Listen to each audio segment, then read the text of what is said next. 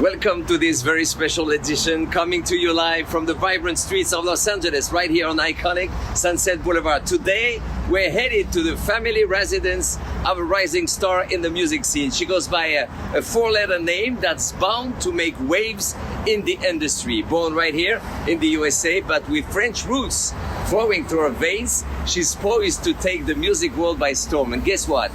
We have the honor of hosting our first interview right here, right now. Get ready to witness history in the making as we dive deep into the life and aspirations of these amazing talents.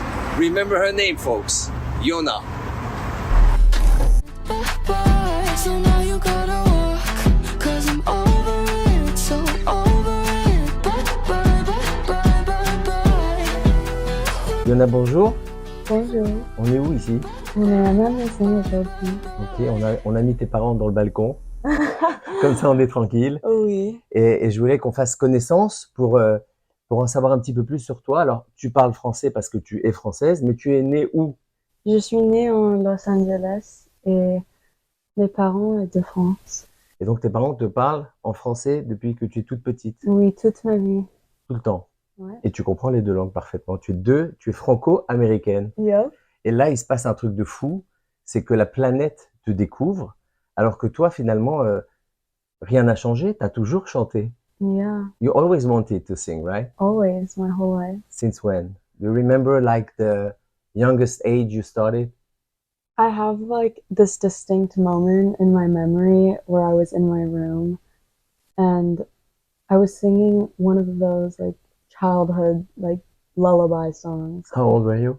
I don't remember, probably like 4 or 5. Wow. But I just remember like I wanted to sing it in a different way that the lullaby originally went. And that's how I knew. I was just like, I enjoy this a lot. And then from there, I just never stopped. You remember the lullaby? It was the wheels on the bus. What is it? Tell me The just. wheels on the bus go round and round.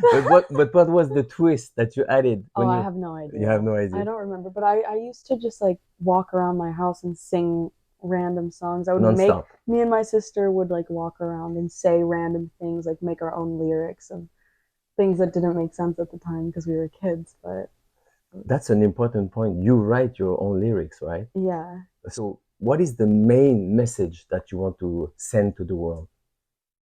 I mean, there are definitely multiple messages Mhm. that I want to put out through just me as a person throughout my entire career. But I think the main message throughout everything is just to be yourself and unapologetically be yourself. So it's one thing to be yourself, but it's another thing to be yourself without feeling like refrain or anything. And I think that's really important, especially in the creative side of things, because if you're held back in any way, you just won't like get the best product. So, Unapologetic.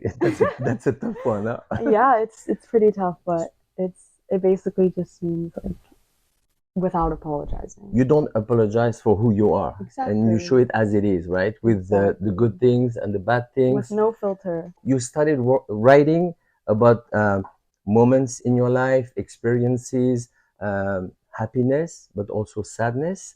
You feel that that is something that connects you to your generation. Your concern are the concern of your generation, or are they very personal, or both? Honestly, I'd say a little bit of both. I think that with music, it's very interesting because anybody can listen to a song about whatever it is and they can put it into their own situations and their own life and like make it accurate to them or relatable to them, even if that's not necessarily what you wrote the song about. So I think it's just about how people interpret it and how they take it in is like the most important. But I don't know, I think that if you make a song about something you know that a lot of young kids can relate to, then, you know, you'll touch hearts with that. Touch hearts. Yeah. That's the goal. Yeah. Yeah. And the thing, in order to touch hearts, is to be yourself, to be sincere, Be authentic. because people they can feel the authenticity, right? Yeah. So these are the lyrics. Now there is the music that comes to the lyrics that gives more power to the lyrics itself. This is your piano, Yeah. okay? Just hear me.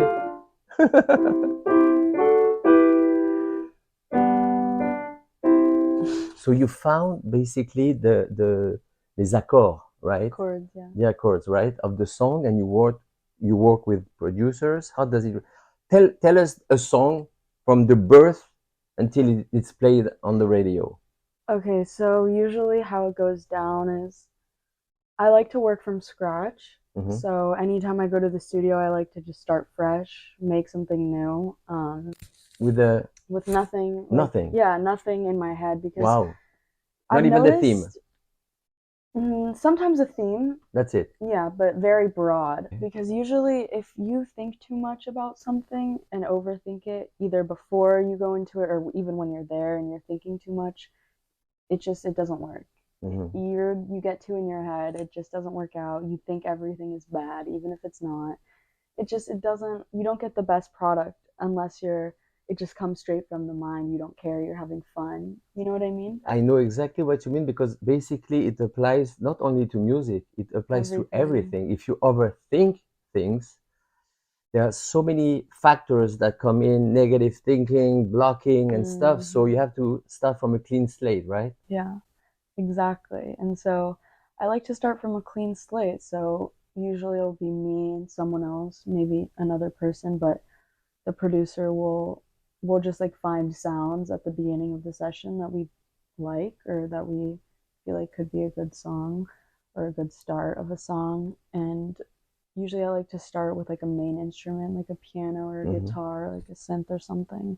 And then from there, we'll get a few chords. And then once it's like going, we'll get a melody and then words. Usually, what I like to do, like we said, I don't like overthinking or Right. trying to get too in my head. So usually, once we have the distinct beat, I'll just go in the booth, put on the headphones, and like right away sing what comes to my mind. Oh, okay. Not even writing before. Not even, it doesn't even have to be words necessarily for me. I just put the headphones on and I'll start to like hum, like Ah, da okay. da da To da find the da rhythm. da da. Yeah, Okay. like I'll just sing random things and then we'll listen back and be like, okay, that was cool, that was cool, that was cool.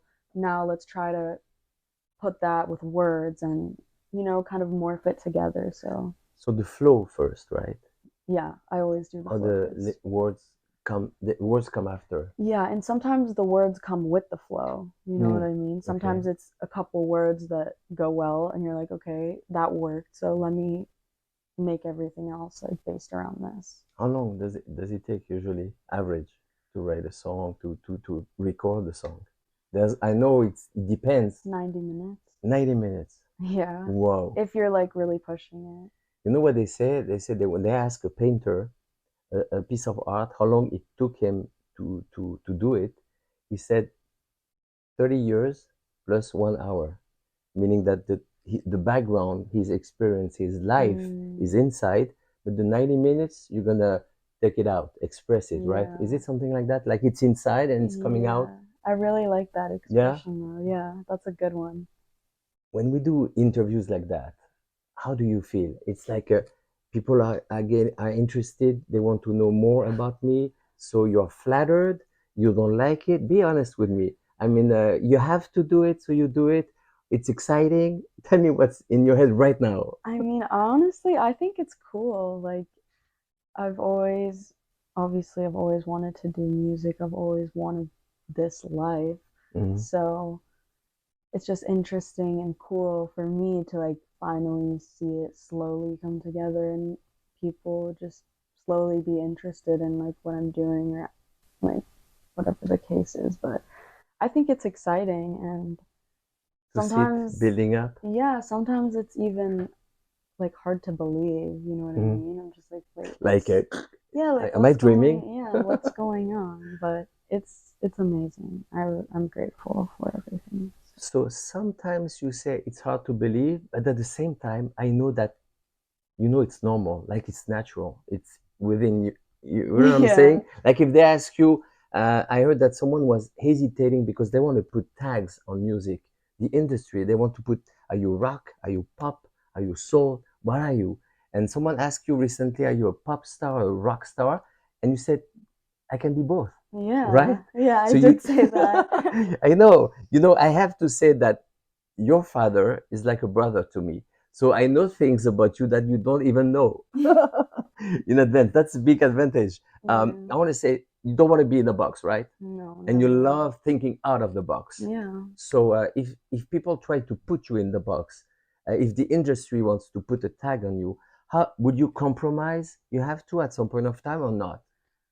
I think that the whole point of art, especially like when it comes from a distinct artist, is just how would they do it? You know what I mean? How would they create something? Because people like what they do because they created it, and it Right. came natural to them and it's like original.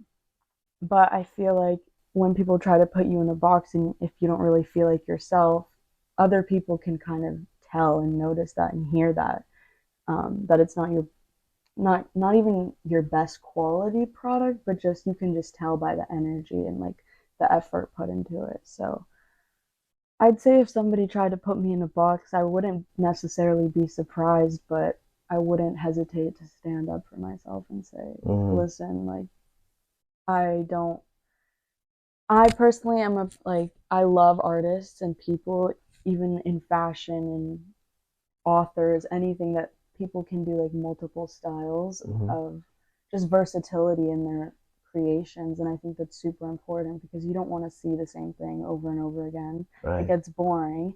But you can see somebody doing a variety of different things, but they still have something in common. You know what I mean? So I Right. don't think I would ever let myself be put in a box.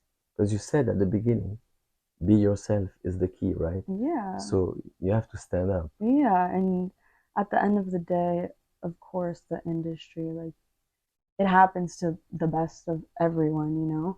But I think we're at this day and age where you just have to, like, speak up.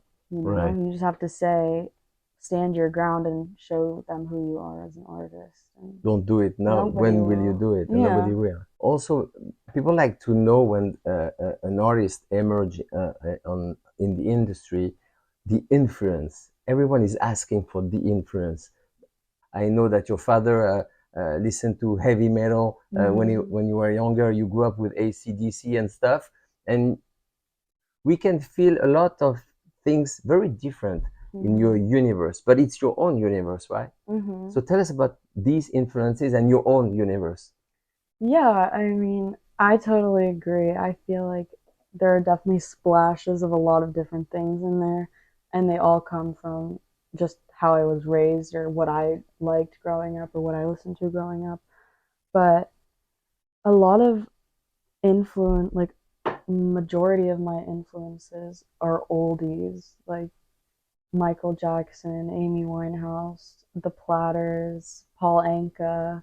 Paul Anka was in the 60s. Yeah. Oh, Patsy Cline is a good one too. Mm-hmm. I don't know, I've always loved like soulful, old, like kind of like, I don't know what the word is, but if I have my phone, Classics. yeah, like just classic, like classical, like beautiful, soulful ambient melodies. And that's like not at all the type of music that I make, but Yeah. I feel like it still influences me in some ways. Music that go beyond time, meaning there are some songs Timeless. from timeless, right? Yeah. Paul Anka, there are songs from Paul Anka that in 50 years they're going to be playing on the radio. It has this kind of eternity stamp, right? Where do you see yourself from now, like in 5 years? What are you dreaming about? I do see myself somewhere bigger than this in 5 years for sure. Tell me about concert, live events, the public, the audience, the interaction. Did you have a chance to meet the public yet or not? I've never done like a live show or anything yet. You seem so calm, Yona. And I know that you can be like fire if they give you a mic. How do you manage? Yeah, honestly, I get that a lot. A lot of people are like, "Why are you so chill? Yeah. Like give me some Yeah. energy." But it just depends. I feel like I'm very soft spoken sometimes, and then sometimes you'll see me like. When But there's music involved, you feel like something is coming out. yeah, for sure, Yeah. it's like a spark. A spark that Yeah. ignites when Yeah. the music is on, right? Yeah. So we want to see that spark as long as possible. We wish you the very best. And I'm sure that you're going to get a new experience when you're going to be singing live your songs to your audience, because that's where the connection will really happen, right? You're looking forward to that? It's gonna be so fun. I'm really looking forward to it. Merci, Yona. Merci pour m'avoir là, même si c'est ma maison. And will you sing in French soon, sometime? Yeah.